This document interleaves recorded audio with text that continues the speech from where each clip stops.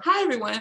My name is Kimberly Deckard, and I serve as the Assistant Director of Admissions for Transfer Students here at Stephen F. Austin State University. We are located in Nacogdoches, Texas. On the screen, I do have my contact information. In my role, I am here to serve as that person that helps you have a seamless transition from your current institution, so Odessa College, to Stephen F. Austin. And whether that's you taking classes on our campus, through one of our partner programs, online, however that may be, I'm just here to make sure that transition is smooth, goes smooth, and that you have the resources that you need to support you in your journey on through graduation. To start, why should you transfer to SFA? At SFA, we do have over 120 different areas of study, and they are broken into 6 different academic colleges.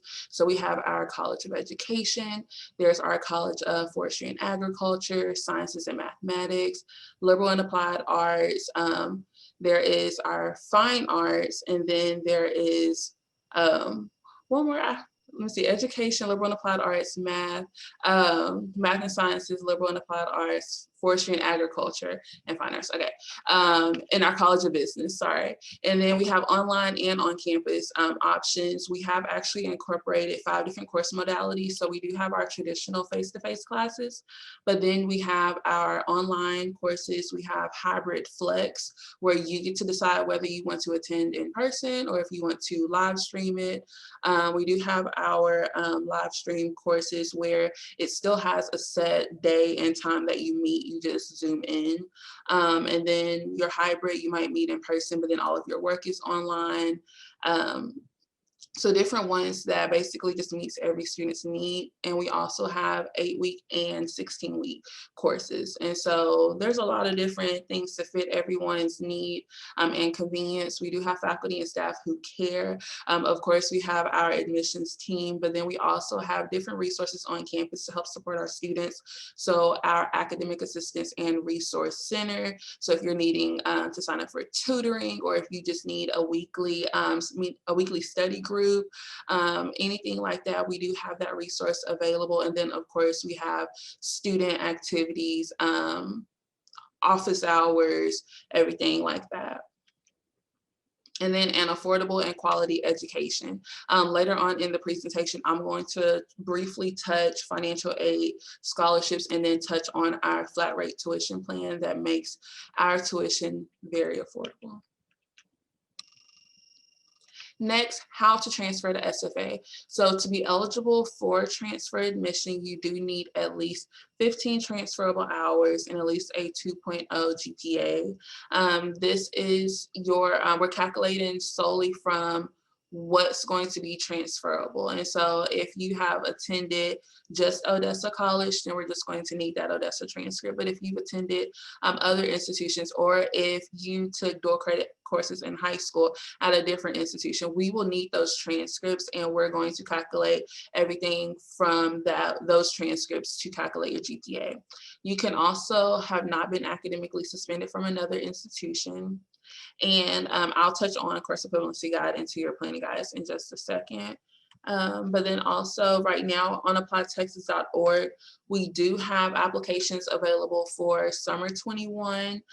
With our summer term, we have several, so we have a 4-week term, a 2-week, a 4-week, a 6-week, and an 8-week term. And so the summer is one whole term itself, but there's different parts depending on the length of the course that you're looking to take. And then we have application for fall 21 available.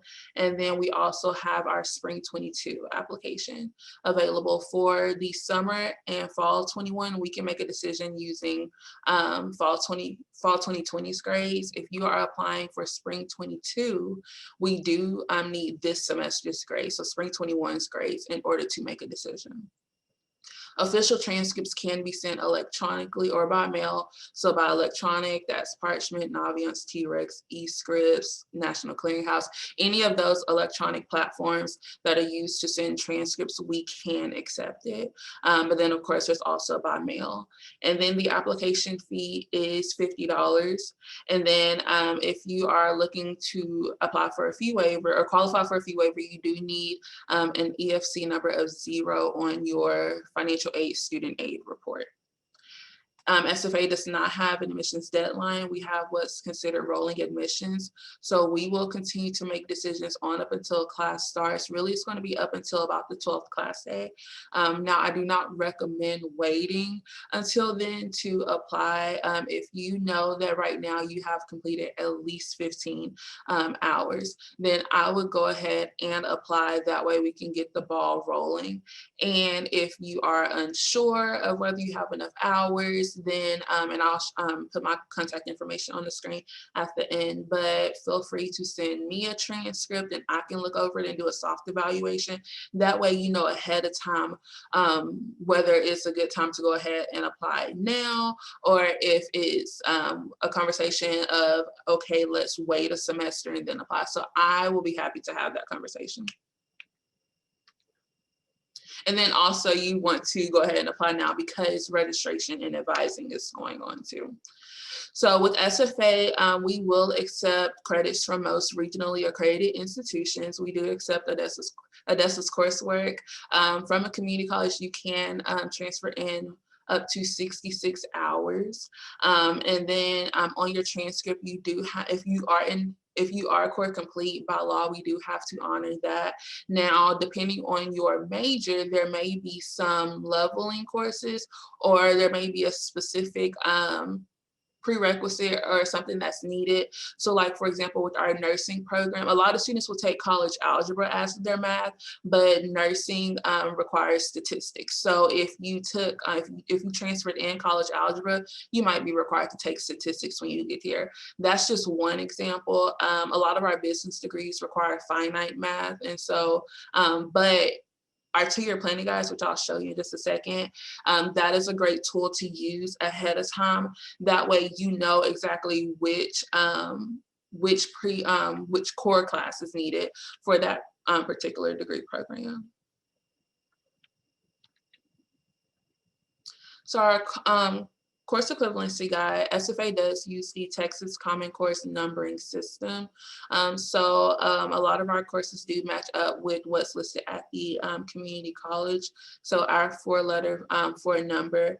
And then we also, so if you look ahead of time, we do have a course equivalency guide on the website. So if you're interested in transferring to SFA and you're wondering, okay, again, do I have enough hours, or how will this course transfer?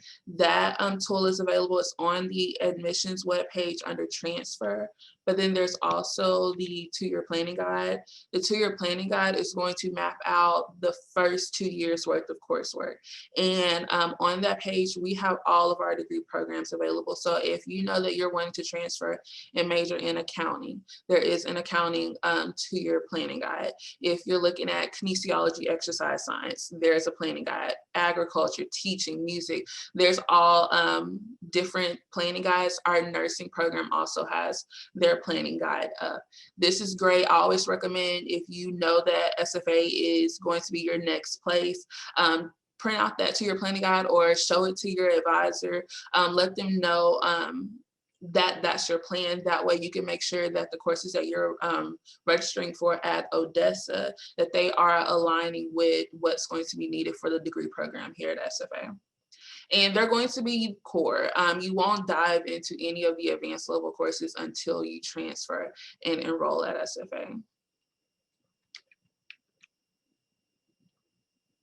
And then I briefly mentioned the example with the leveling course for nursing. Now, with some of our degree programs, they may require a second application or an audition.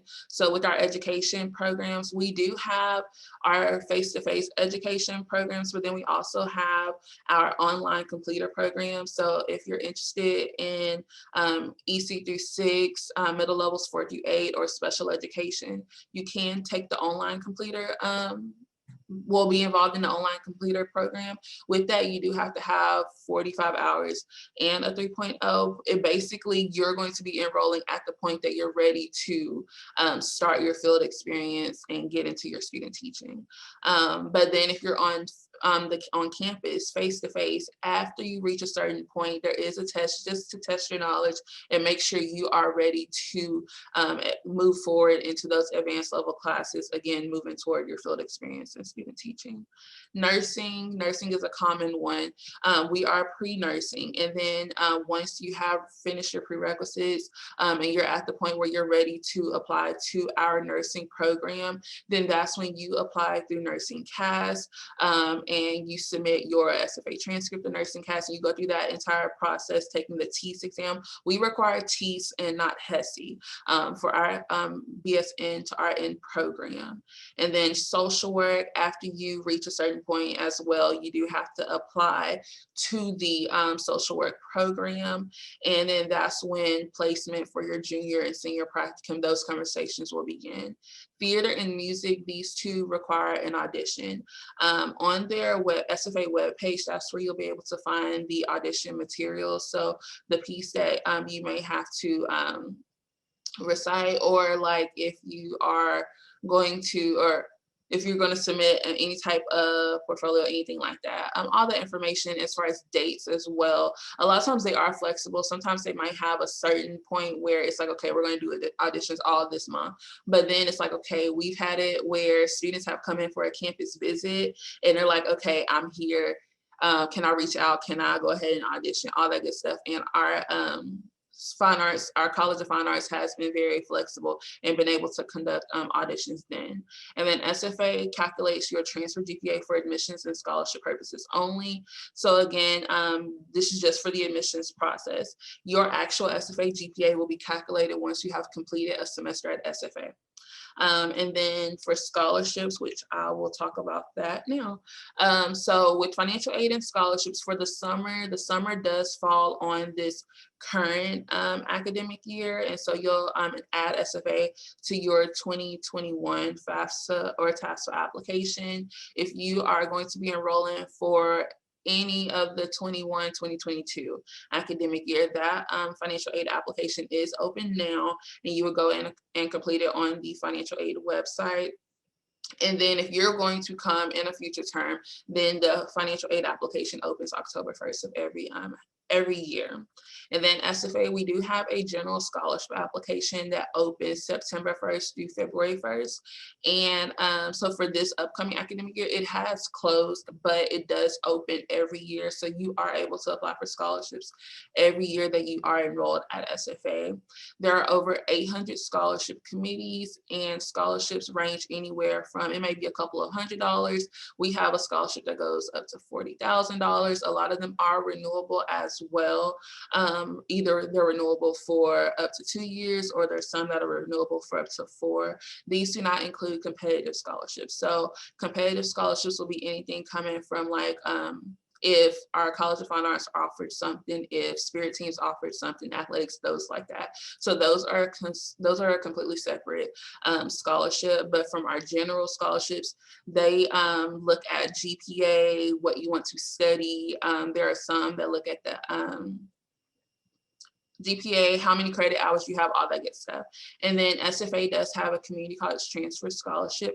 If you have only attended a community college, you are able to, it's possible that you are eligible for this transfer scholarship.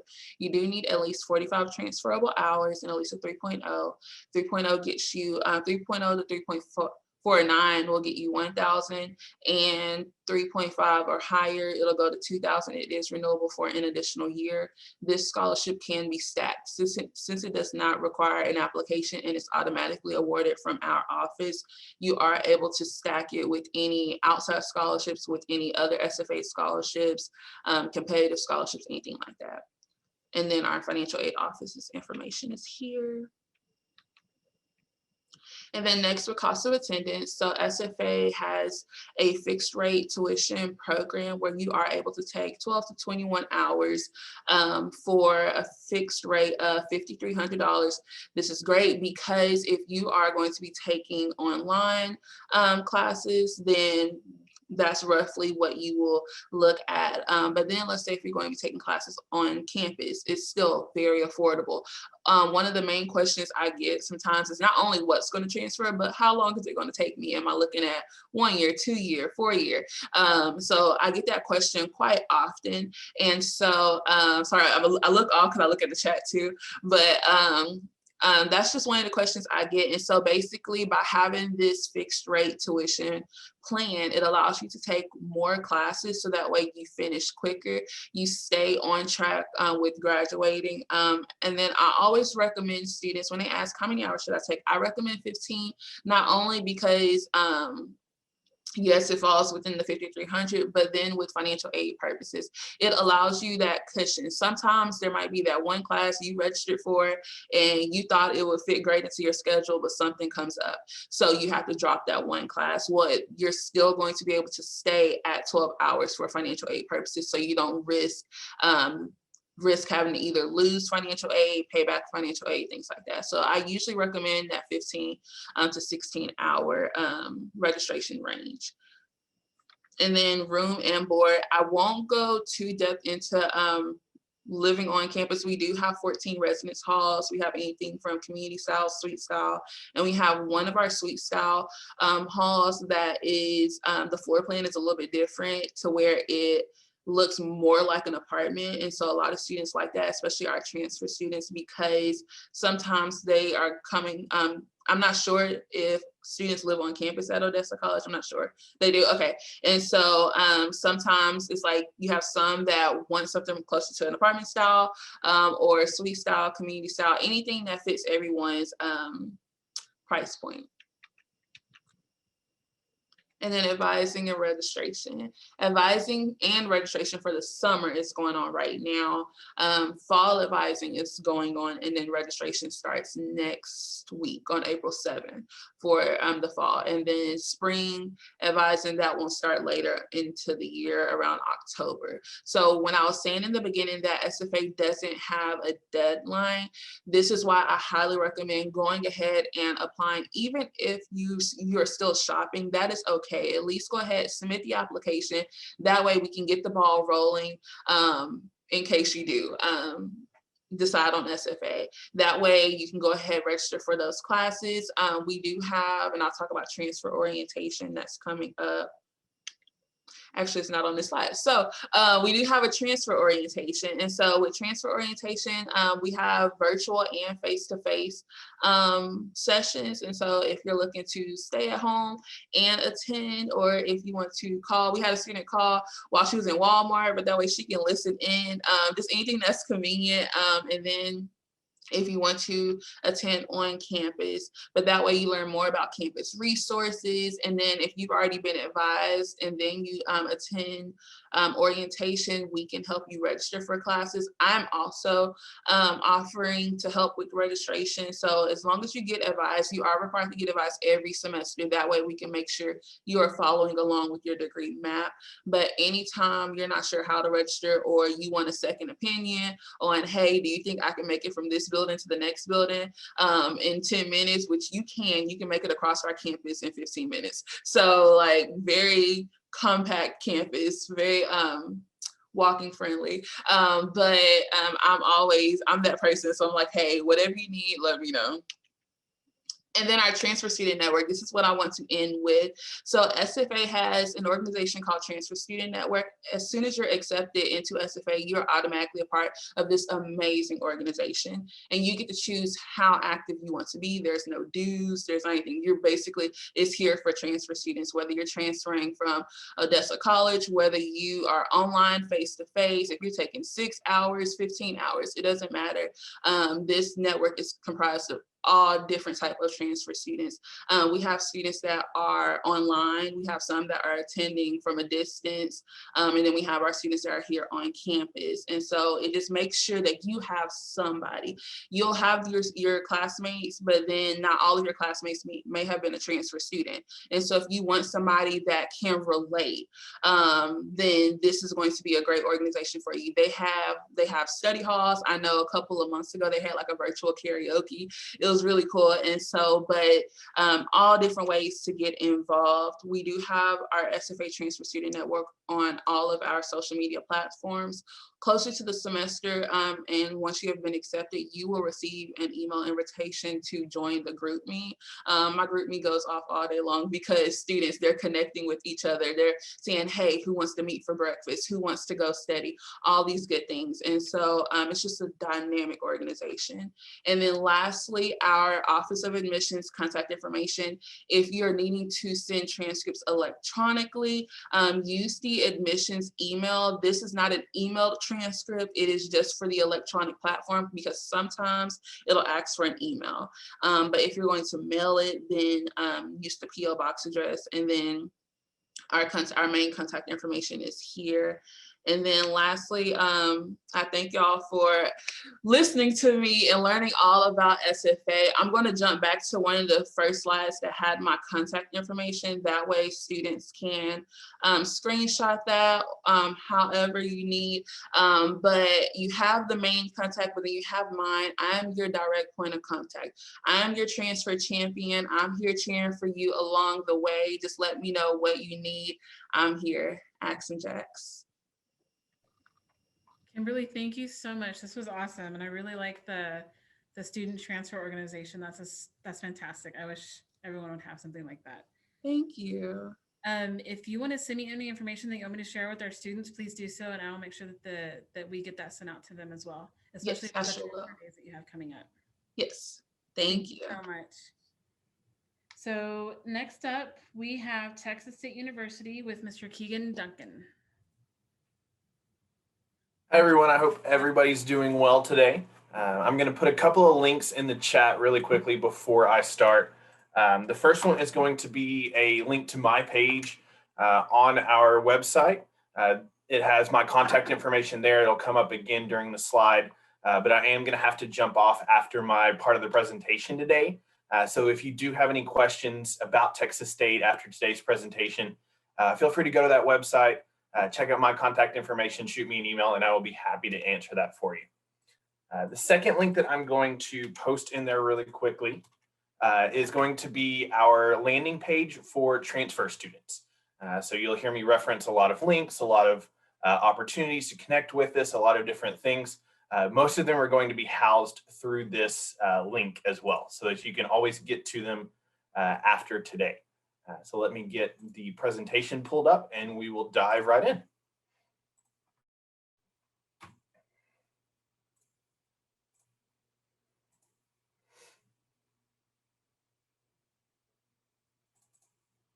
Okay, so what you should see there is the start of the presentation. After that, we will move to my contact information. Like I said, this is going to be the best way to get a hold of me, either by phone number or by email. I am here to be your primary point of contact throughout this admission and enrollment process. So if you do have questions, even 10 minutes after the presentation, after you finish watching it, or a couple of months down the road, if you're planning on transferring potentially in the fall or the following spring, feel free to reach out to me. I will be more than happy to answer any questions that you might have.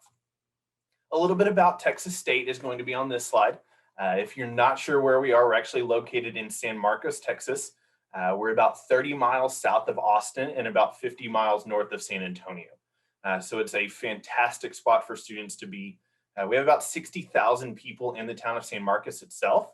So I like to tell students you kind of get the best of all three worlds. You're in a smaller town, very college-centered town, but we're a big campus. We have lots of opportunities. We'll talk about the fact that we have close to 100 different majors, close to 400 different student organizations.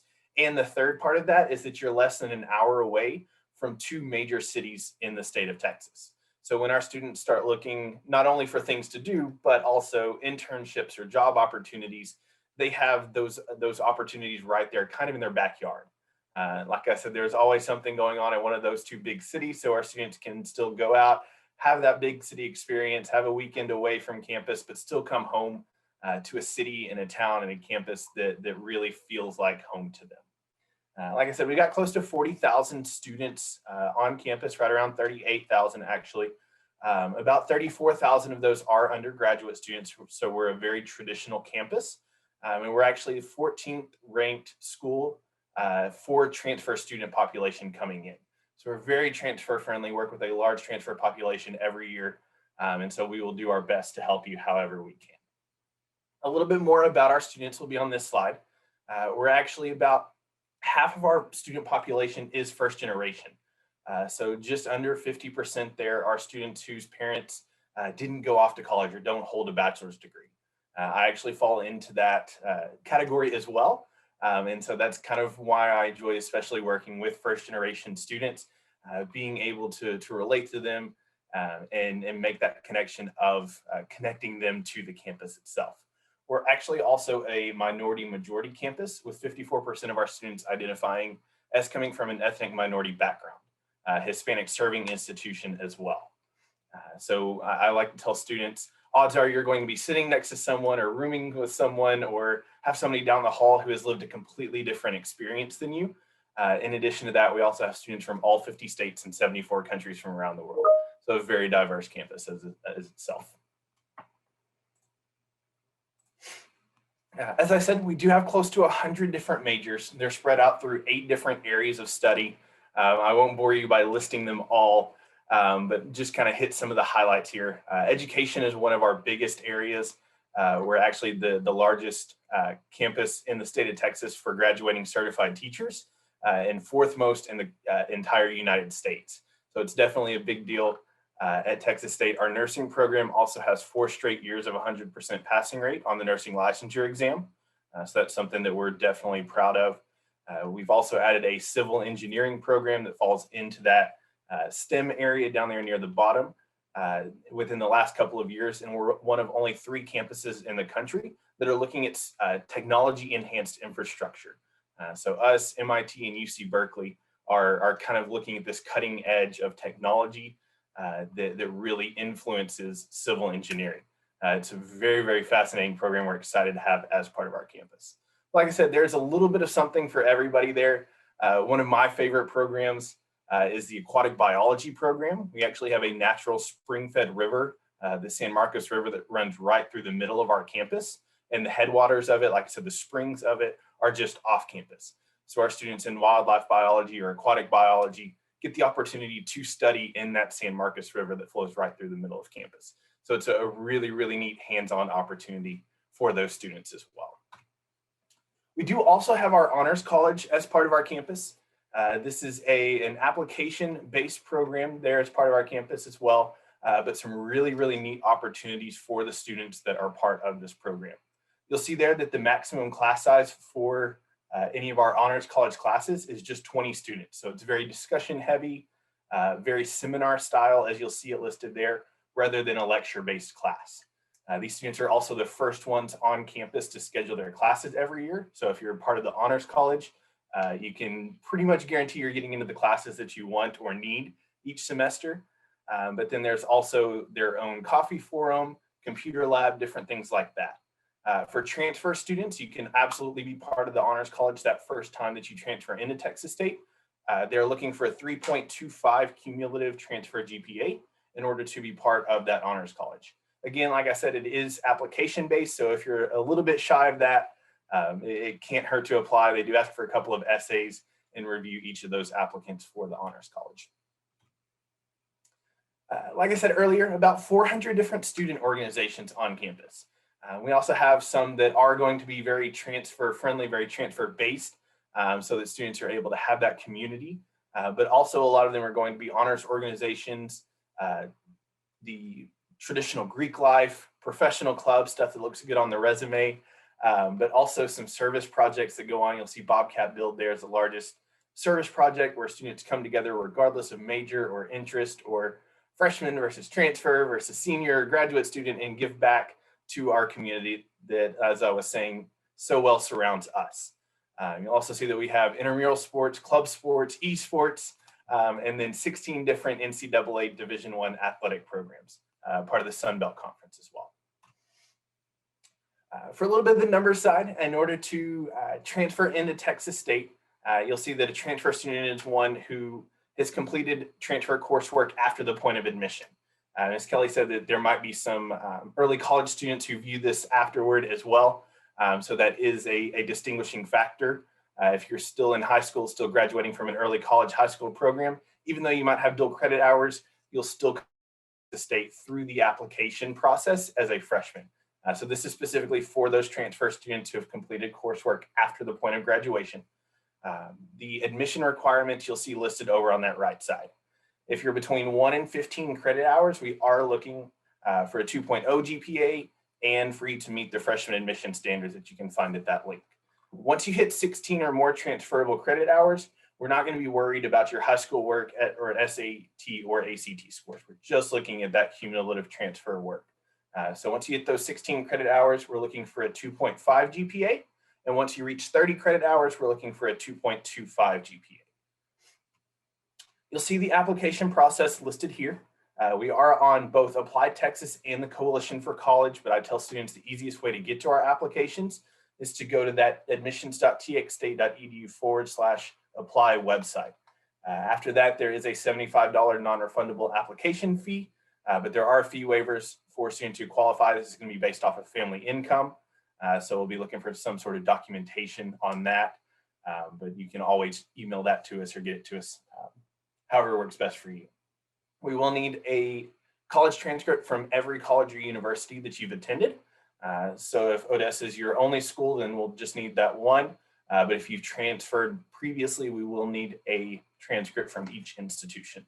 Then finally, we will need a high school transcript or GED just to verify that you have graduated. That's something that we have to keep on file. But like I said, once you reach that 16 credit hour mark, we're not going to be concerned with it. I do also want to point out the priority dates that are in the top right corner of this, that these can be very important. These are priority dates rather than hard deadlines. So we prefer that you get everything into us before those dates, but depending on the semester, we may leave that application open a little bit longer, depending on your situation. So again, reach out to me, talk to me about your situation. We'll see what we can do to best serve you. Again, I know y'all have already heard this, and I'm sure you hear it quite a bit, so I'll move through it quickly. The biggest part of coursework for students wanting to transfer in is going to be that core curriculum that you see listed on the right side. We are also part of the Texas Common Course numbering system, and so that can make things a little bit easier when you're looking to transfer credits into Texas State. The two links on the left side of the slide, though, are where I want to draw your attention. What transfers link there at the top will actually take you to our course equivalency system, to where you can plug in every individual course that you've taken in Odessa and see how it will transfer to Texas State. So this pulls all of the courses that we've transferred in previously and allows us to show you how those are transferred in so that you can have an idea of exactly how courses have transferred in before and how they should transfer in on your transcript. We do also have those transfer planning guides down at the bottom left for every single major that we have at Texas State. So if you're wanting a little bit more information, in addition to those core courses that we're looking for, additional undergraduate, under-level courses that you can take at Texas State or take before transferring to Texas State, those can be found on that transfer planning guide as well. Like I said, I know that there might be some high school students who are reviewing this, so I definitely did want to point out our freshman admission standards as well. We're hoping to find 4 English, math, science credits on that high school transcript that we'll be looking for from you, and then 3 social studies credits. That's kind of the biggest part that we'll look for on that high school transcript. And then at the bottom, you'll see that our class rank and then SAT or ACT score requirements are listed there. This year, due to COVID, we haven't been requiring the SAT or the ACT for the top 3/4 of the graduating class. We've been reviewing those students holistically, and we look to see that continuing in the future. So if you haven't been able to take the SAT or the ACT, or you aren't happy with your test scores, you shouldn't have to send them if you're looking at that going forward. The application process is going to look very similar for those students who will come into Texas State as freshmen. Here you do have the option of an essay. I definitely recommend it, especially if you're going through that holistic review process. You can submit that and kind of tell us your story as well. But then you'll also see if you do have dual credit, which assuming an early college high school student would, we will be looking for that college transcript as well. We do have some programs that when you come to Texas State, you will be a pre-major. So pre-nursing is going to be a big one, pre-journalism, for instance. There are also going to be some programs that do require an audition. These are going to be our music, performing visual arts programs. So musical theater falls into that, theater, sound recording technology. Those all fall into that program as well. So just whenever you are applying to Texas State, if you don't see your individual major listed, look under those pre-majors, it may just be listed there. Finally, we do also have a cost breakdown here as well, and then information about financial aid and scholarships.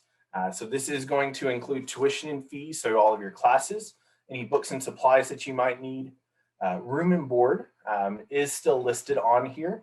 We don't require non-freshmen to live on campus. So if you're looking at transferring in as a sophomore or higher, we're not going to require that you live on campus, but we do have off-campus living resources that can help connect you with somewhere to live off campus.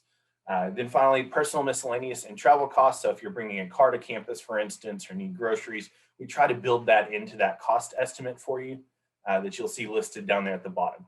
Again, that does include that room and board, which isn't necessarily going to be required for students who are living off campus. The right side, of course, filling out that FAFSA and getting it to us as soon as possible. And then the transfer scholarships down there at the bottom are going to be through our Bobcat online scholarship system. The majority of those do have a deadline of March 1st, but there may still be some that are available if you are looking to join us this coming fall.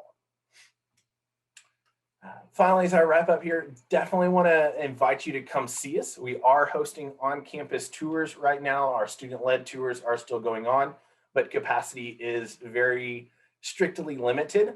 So we do ask that you register for those ahead of time online. If there's a date that you're looking to join us for one of those on-campus tours that is already full, you can take a self-guided tour. You'll still check in at our Welcome Center, still get the t-shirt for coming to visit us, but they'll give you a map and tell you where to stop throughout campus that'll have information on it as well. We've also even added a driving tour too. So if you still don't feel comfortable getting out or interacting with too many people, you can visit with our Welcome Center on campus, send them an email, get everything set up. They will email you the stops for a driving tour. You can get out, scan a QR code, and it'll tell you where you are on campus and some neat things about that area. April, we should be hosting a virtual Bobcat week. So these are days that you can hear not only from admissions, you can check to make sure that I didn't lie to you. There's admissions sessions on there, but financial aid sessions as well as different programs throughout campus hold their own sessions, different departments. So if there's something specific you're wanting to hear about, check out those virtual Bobcat days during that Bobcat week and see what we can do to get those questions answered for you. And I'll wrap up. This is a basic contact information for me and for Texas State. But again, my contact information is in that link that I sent. And I look forward to hearing from anyone if they do have any questions after today. So thanks so much for your time and your attention. Keegan, thank you so much for being here today. Absolutely. Happy to do it and look forward to visiting with people. I do have one question for you that has really nothing to do with transferring. Okay. Do a couple of graduation ceremonies on your campus, and I've always seen the graduates jump into the river. Can you explain that to me? Absolutely. So like I said, the San Marcos River is central to campus, not only geographically, not only for research, but also for leisure. There is a university owned and run park that's right there connected to it. Students can rent tubes or kayaks or stand-up paddle boards from the university, hang out at the park right there, hang out in the river, which is always really nice. But like I said, as central as it is, after graduation, our students actually walk from the University Event Center, which is right at the top of the hill, down to the park, and will jump into the San Marcos River after graduating, still in their full graduation regalia. So you'll see a lot of students jumping into the river in their robes.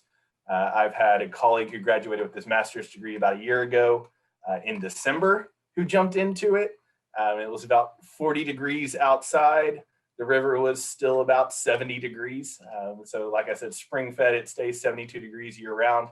And so it was actually warmer than it was when he got back out. So it's a lot of fun. Well, thank you. Thank you for explaining that. I've always wondered if like what the tradition was behind that, but it seemed really awesome. So absolutely. Yep. Just campus tradition. So thank you very much, sir. Absolutely. Next up today from right here in West Texas, we have Enid Martin from University of Texas, Paso. Good afternoon, everyone. Let me go ahead and get my screen shared here.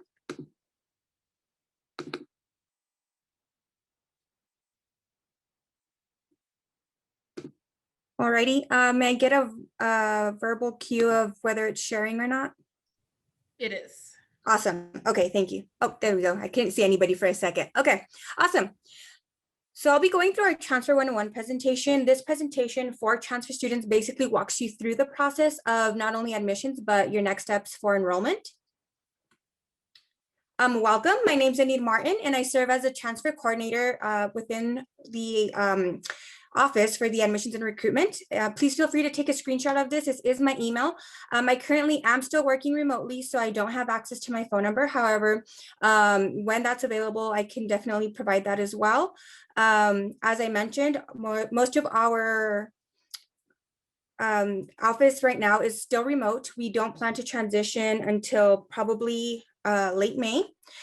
So right now, a lot of the things that we're doing are virtual, and I will be providing links later on in this presentation for you all to be able to connect with us. And then of course, if you are interested in any other office within UTEP, maybe you have questions about your major, financial aid, I will have links to everything that you may possibly need as a transfer student.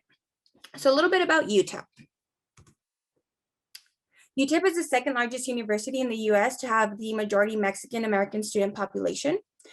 We have more than 170 programs, and that is including our graduate programs. So we're at about 74 undergraduate degrees, 76 masters, and 22 doctoral. We are currently serving a little over 25,000 students, which often surprises people just because our campus is a very community-based. A walk across campus might take you 10 to 15 minutes, if that.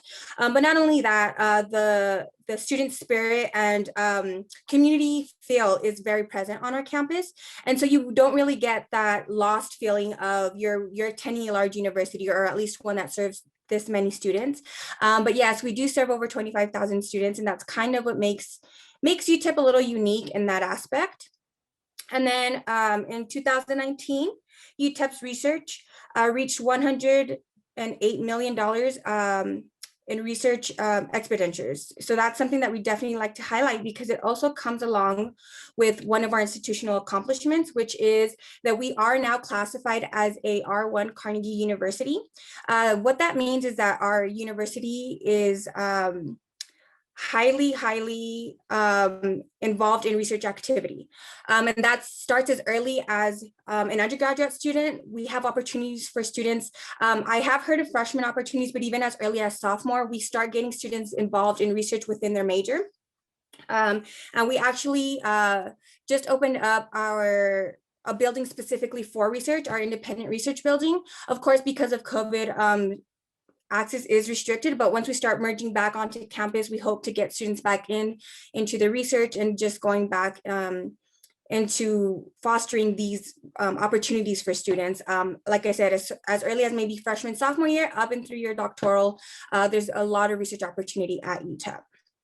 Another one that is very important to our university is the Hispanic Business Magazine has twice ranked UTEP as the #1 graduate engineering school for Hispanics. The EOE Journal, Hispanic Network Magazine, and Professional Women's Magazine have named UTEP College of Business Administration a top school within their best of the best rankings.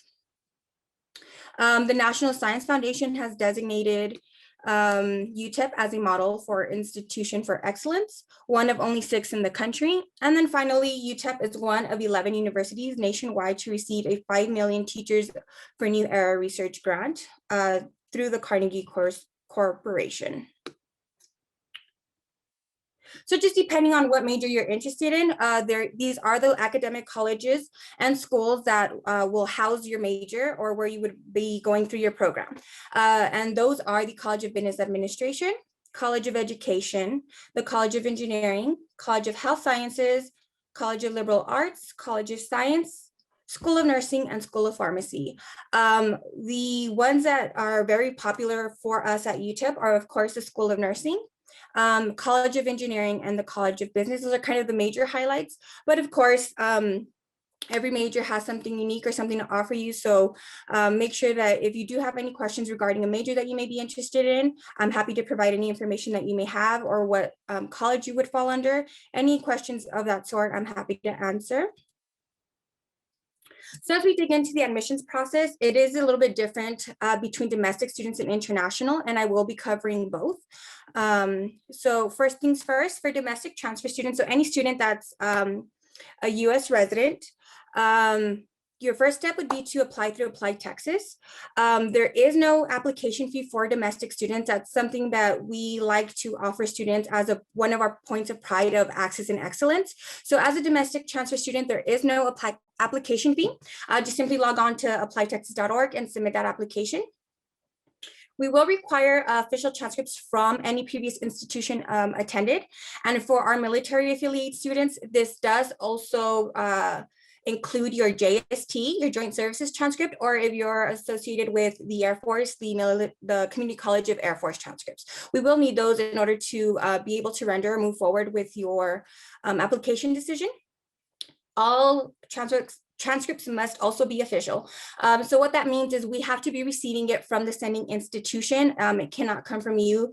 And unfortunately, especially due to COVID right now, we do not accept sealed envelopes from a student. It does have to be directly sent from the institution to us, whether that's electronic or paper mail, either way. As long as it's coming directly from the institution, we'll consider that an official document. And then lastly, which the meningitis, proof of meningitis is not necessarily an admissions requirement, but it is something that you'll need as you move forward in the process. Because for any student that's under 22 or younger, we do require the shot record to prove that you've had the meningitis vaccine, and it must have been administered to you within the last 5 years to be valid. And this is important, especially for the students that will be attending classes on campus. So where the process does differ a little bit for international students is the application fee, but I'll kind of go through the steps in order just to make sure we cover all the points. So same thing, Apply Texas would be your first step. Make sure you submit that application. Where it does differ, like I mentioned, is there is a $65 application fee for our international transfer students. But same thing applies. A transcript must be submitted from any previous institution. And this does include also any foreign coursework that you may have completed from a foreign university. And we do also ask for a credential evaluation if you do have a transcript that's being transferred from a foreign college, simply because grading scales are usually different from the US metric and the grading scales. So what these credential evaluations do for us is not only do they translate the transcript into the English language, but they also do translate the course titles, semester credit hours, and the GPA all into a US metric. So that allows us to properly evaluate the coursework into what would be a UTEP equivalent on our end once we're ready to move forward with the evaluation of credits. And then lastly, a TOEFL exam is required for our international students. However, there are exemptions. The biggest one is if you have already attended a US institution and have completed English. Well, for us, it would be 1301, 1302, but of course, course numbering can differ depending on what state you're in, but usually that's your general English composition 1 or 2. If you've taken these courses, you can be exempt from the TOEFL exam. So if you're in doubt, and I'm sorry, just as I'm virtually working, my son is virtually learning. So excuse me for the interruption, but yes. So if you're in doubt whether you do need the TOEFL exam or not, feel free to reach out to our office and we'll be able to review your coursework to see if you do qualify for that exemption. Since we've also gone virtual, we've started to accept the duolingo English exam as part of your English proficiency requirement. And if you have any questions, I can provide that link as well. But as of now, we are accepting the TOEFL exam or the duolingo proficiency exam for this requirement. So MyStatus, this is something that I think it's very important to share to all our prospective students, just because from the moment that you submit an application, you do have access to MyStatus. And what MyStatus is an all-inclusive portal. We're able to log in and check the application status, what your pending items may be, if you have any holds.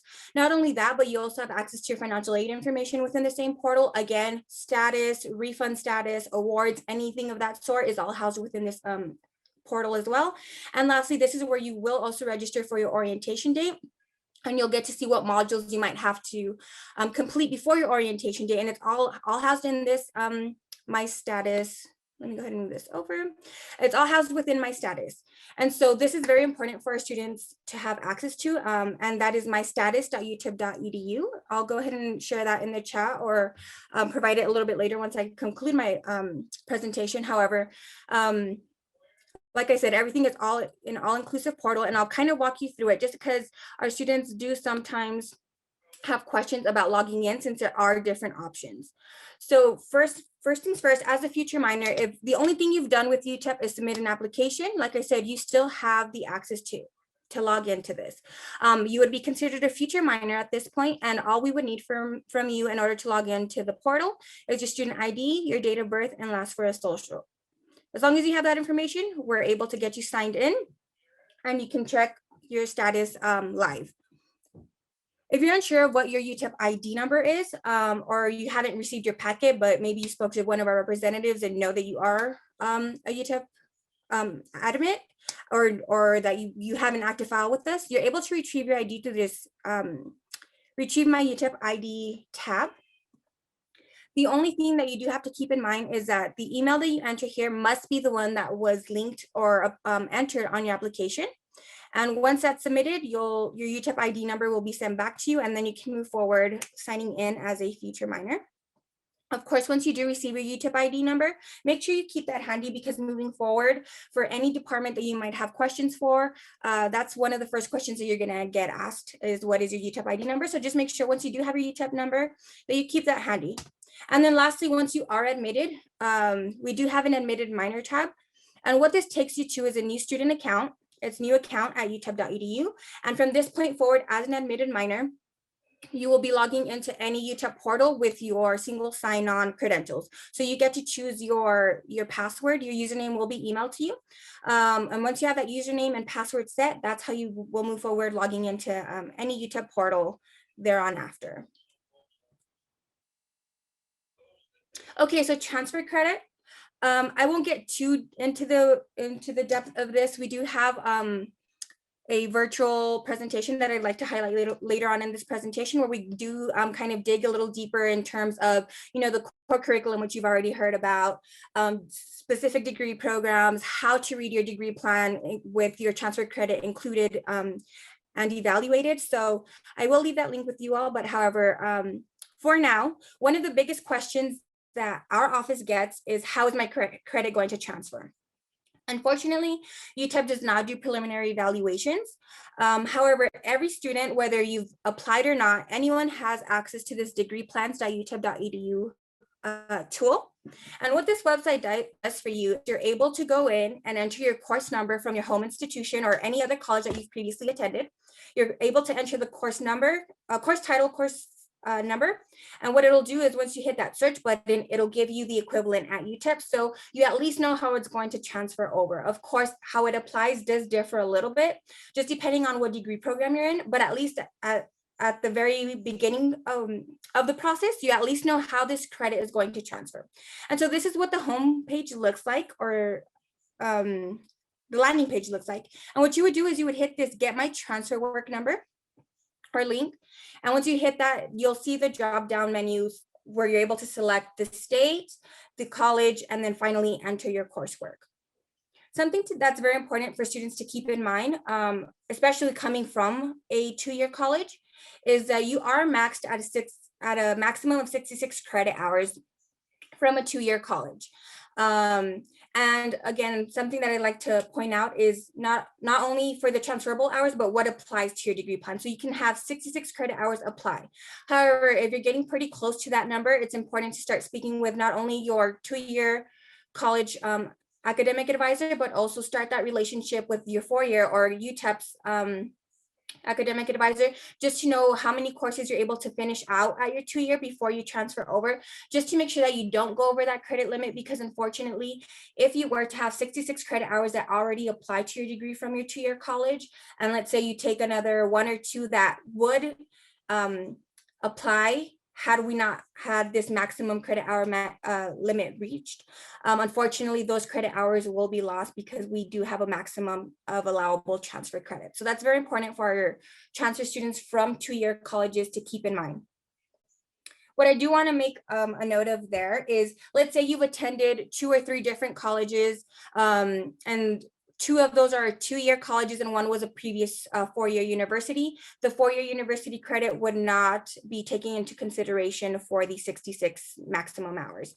So as a transfer student, that is something that's important, just because you always want to know where you're going to stand when you transfer, to make that transfer process a little bit more seamless, reduce the frustration.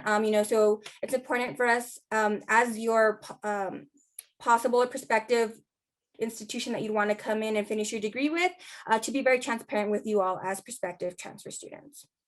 And lastly, again, this degree evaluation tool is found at degreeplans.utep.edu.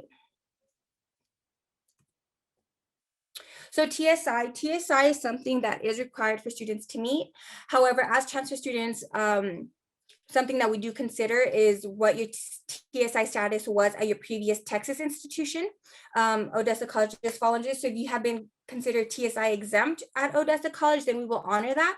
However, if there's a section that's missing, or you haven't met TSI requirements, this is something for our students to be very aware of. We do not necessarily take the TSI or where you're placed within the TSI for admissions, but it is something that our academic advisors review once you're being advised and placed into your courses in your first semester.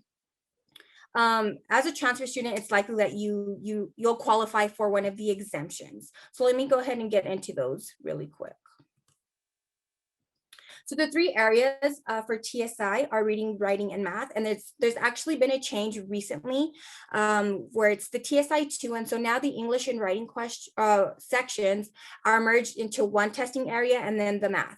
Previously, it was broken down into these 3 different areas. So as you can tell, this slide needs a little bit of updating to reflect the new TSI. However, we do have students that might have tested within the previous TSI that would still require the 3 different sections.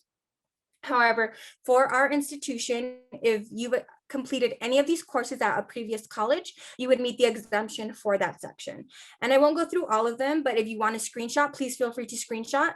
And as long as the course was completed with a C or better, that exemption is provided to you. As soon as we receive those transcripts and they're being evaluated, we enter those exemptions for you as a student. Other TSI exemptions include if you complete your associate's or even a bachelor's degree previous to transferring to UTEP, we do provide a TSI exemption. A course that has been completed within that previous slide that I mentioned. If you're exempted by another Texas public institution. If you're non-degree seeking, we don't ask for TSI exemptions. And then military. We do have a TSI exemption for our military personnel, and that's if you're active duty or have been honorably discharged or retired or released from the military. And then, of course, I have provided an email here. If you have any questions regarding the TSI exam, please feel free to contact them at tsi.utep.edu.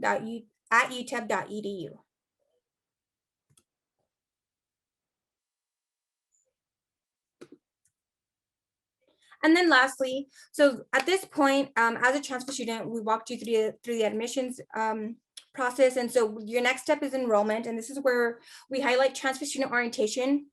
I won't get too much into it, but I would like to share that for any student that's coming in for either summer 2021 or fall 2021, our orientation will be virtual.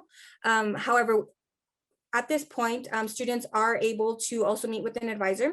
So what the transfer student orientation experience kind of looks like, especially virtual for these upcoming semesters, is you'll get the general welcome from our department, and I'll go ahead and include the dates here. But not only that, during your orientation, you do also get to meet with your academic advisor, and you do get to get registered for your courses that same day. So that's something that we like to do, just so that once you've completed the admissions process and attend orientation, you're basically on your way to being enrolled. And by the end of your orientation date, you should have everything taken care of for you to be prepared to start your first semester with us. If you are interested in either the summer or fall entry terms, these are all the dates that we're offering for virtual orientations. Of course, right here where you see the exclude COBA, if you're interested in a business program, unfortunately, they will not be participating in the first two. However, as of April 14th, all colleges are participating. This is another slide that I like to encourage students to take a screenshot of, just because, you know, as most of you have heard previous to my presentation, the sooner the better, the earlier the better, right? And that's especially true for orientation, because during our orientation sessions, you do get to get registered. And so what that means is class availability. And so the sooner the better. But if, you know, life happens and you're one of the earlier dates does not match for you, then, you kind of know that you have up until August 10th to get in and get situated for your courses if you're interested in the fall semester.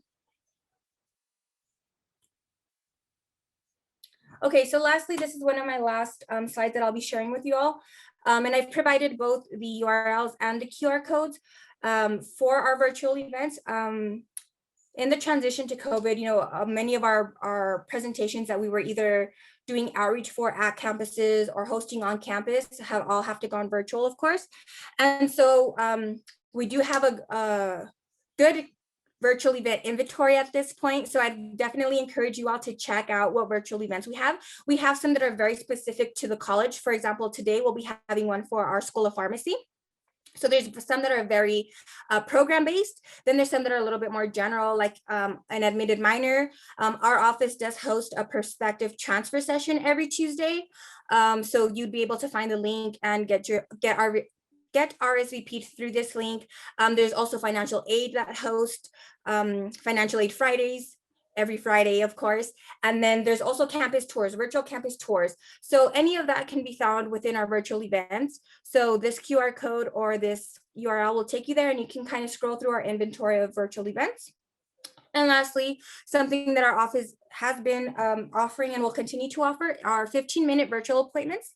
They're done through the Teams platform, but what you're able to do is you're able to go in, select an availability throughout the week with one of our admissions counselors, and it's 15 minutes dedicated to you to answer any questions that you may have, maybe about the admissions process or maybe next steps, a status check, anything, any kind of questions that you have.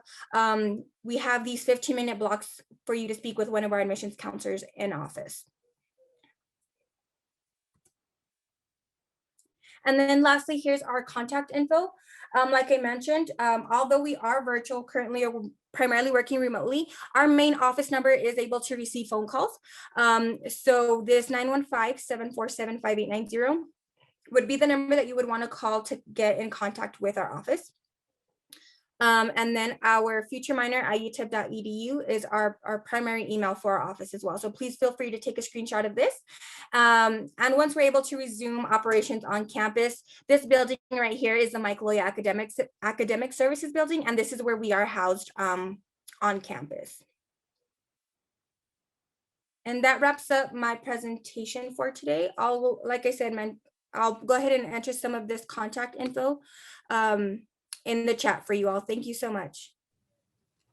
Thank you so much, Enid. I believe we have some UTEP alumni with us. Vanessa and Nadia both went to UTEP, if I'm not mistaken. That is correct. We both did go to UTEP. Awesome. Hello. Hello. So so let me see. I'm sorry. Am I still sharing? Yes. I muted myself trying to unshare my screen. Sorry. But yeah, that's awesome. It's always great to see either future minors, current minors, and of course our alum. We take great pride with our alum as well. So hello. Are you originally from El Paso? Yeah, so I actually graduated from an El Paso high school, and I actually did not attend UTEP. Yeah, so actually I am not an alum, but of course, El Paso I came home, and UTEP has been a great experience for me professionally. So I'm very happy here at UTEP. Sorry, I'm going through the chat to see if I missed any questions. I think we're in the clear. So I'll go ahead and pass it over to our next presenter. Thank you all. Thank you so much, Enid. Our next presenter isn't here yet, so I'm going to open it up to any questions that anyone might have. OC students, for the DTS code for today is 5476.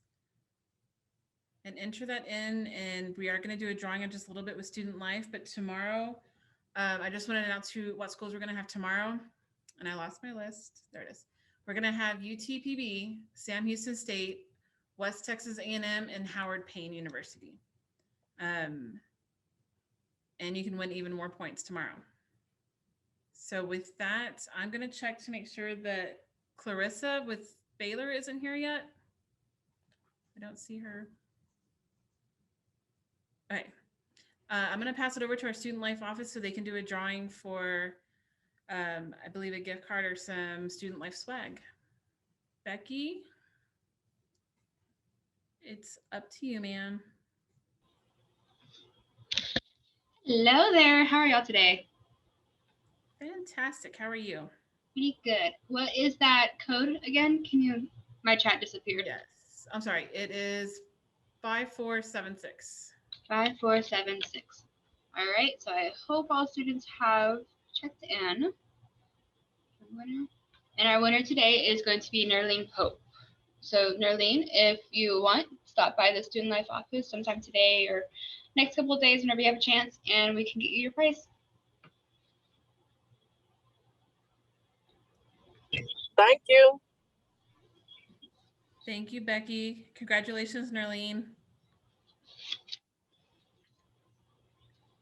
Does anyone have any questions?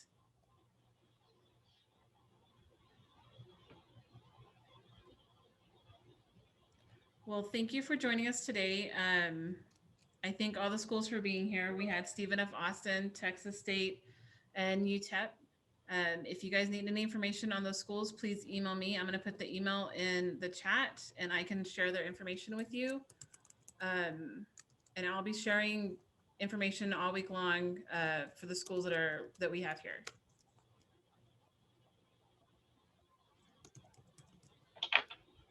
Great. Thank you so much for having us.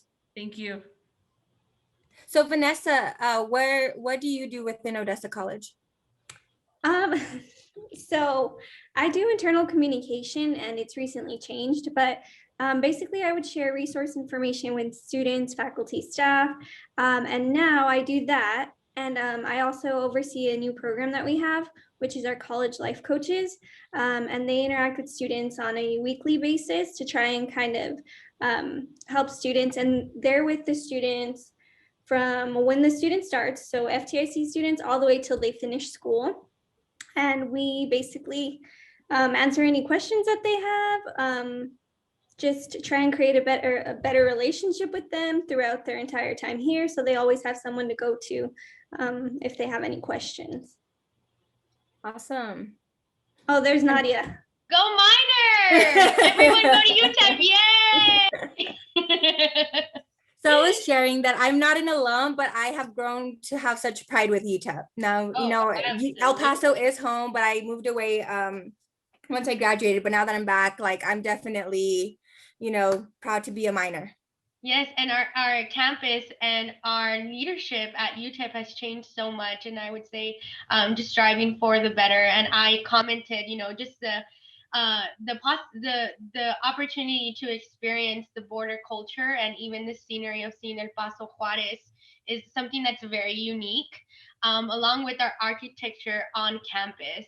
And so, I mean, I'm a little biased because I went there, but I love UTEP. It's close to home. I love El Paso even more, and you know, the El Paso Juarez region for sure. Thanks for being with us. Yes, thank you for having me. And Bonnie, it's nice to put a face to the name. We've been in contact via email for a couple of months now. So that's definitely great as well. It's always great. Thank you. And I look forward to working with you more. Yes, likewise.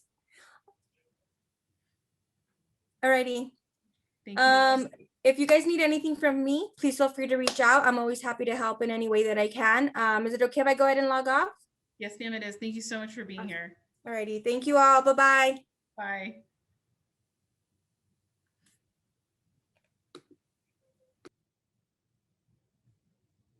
If nobody has any questions or concerns or needs any information, me to pass on any information to them, then that's going to be it for today. Thank you guys for attending, and thank you Student Life for being here.